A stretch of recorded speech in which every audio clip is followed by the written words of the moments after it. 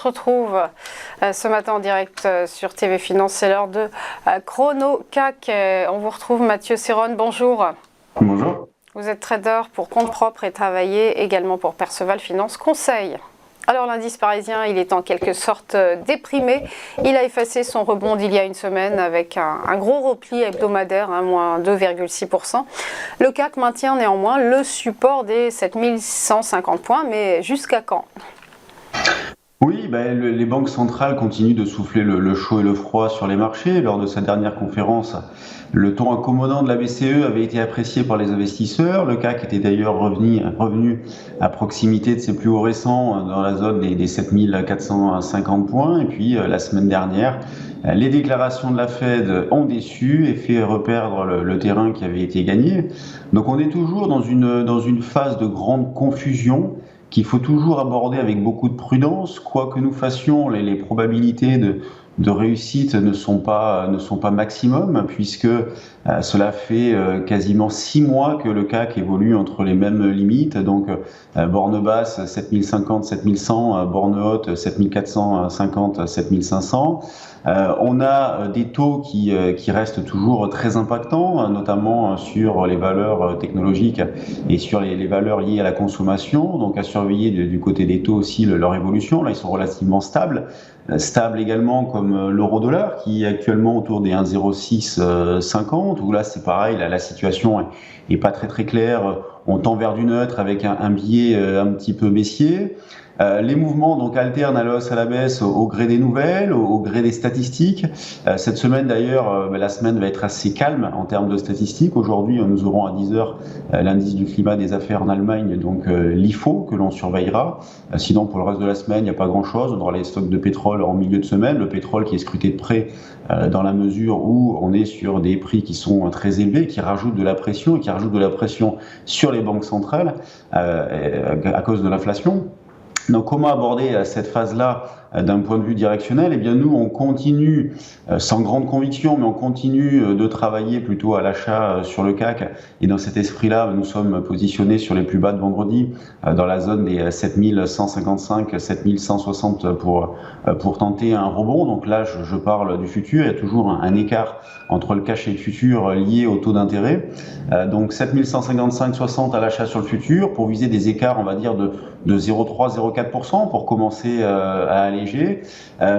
Sur le DAX, dans le même esprit, nous sommes positionnés sur les 15 600. Donc on reste, on va dire, on continue de privilégier la tendance long terme qui est toujours plutôt haussière, qui serait remise en question si justement on cassait les plus bas récents, les plus bas du rectangle qui est dessiné depuis des mois. Donc si on sortait par le bas de la zone des 7050, mais c'est vrai qu'à court moyen terme, on tend vers du neutre.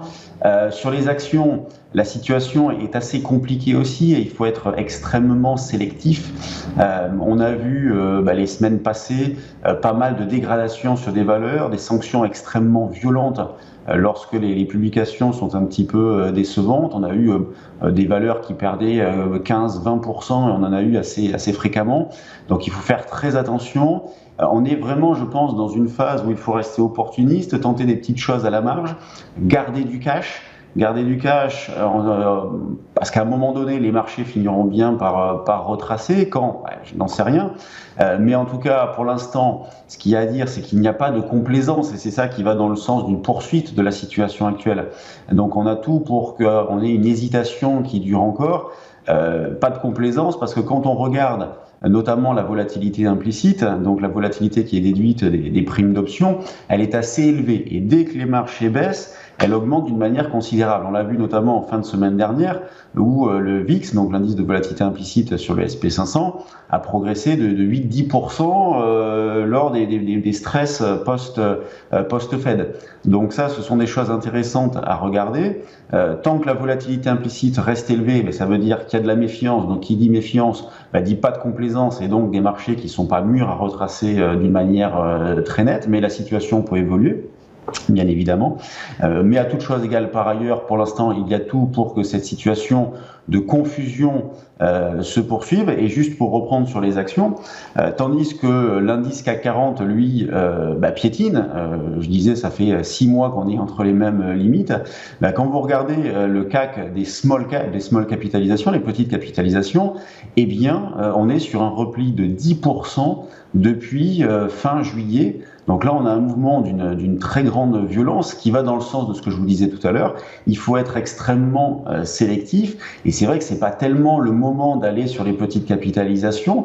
En tout cas, il n'y a pas de momentum haussier sur la plupart de ces valeurs-là. Si jamais on s'intéresse à certains dossiers, il faut que ce soit des dossiers de qualité d'un point de vue fondamental, qu'on est prêt à acheter, mettre de côté, en attendant des jours un peu meilleurs. Et dans cet esprit-là, il y a pas mal de valeurs, et d'ailleurs il y a pas mal de valeurs qui soit font l'objet d'OPA ou qui sont retirées de la cote. La semaine dernière on a eu Colas, les semaines précédentes on en a eu d'autres, parce que justement du fait de valorisation assez basse, eh bien il y a tout un tas de valeurs qui sont des proies, qui peuvent et qui vont faire l'objet d'opérations de la sorte.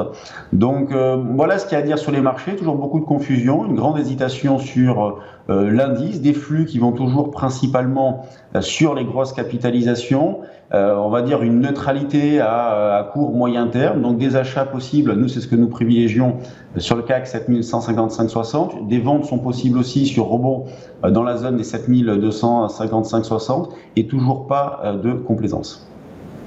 Merci beaucoup Mathieu Serron pour votre décryptage et belle journée à vous. À suivre une nouvelle pause et ensuite ce sera les Market Movers de Bernard Prats-Desclaux. À tout de suite.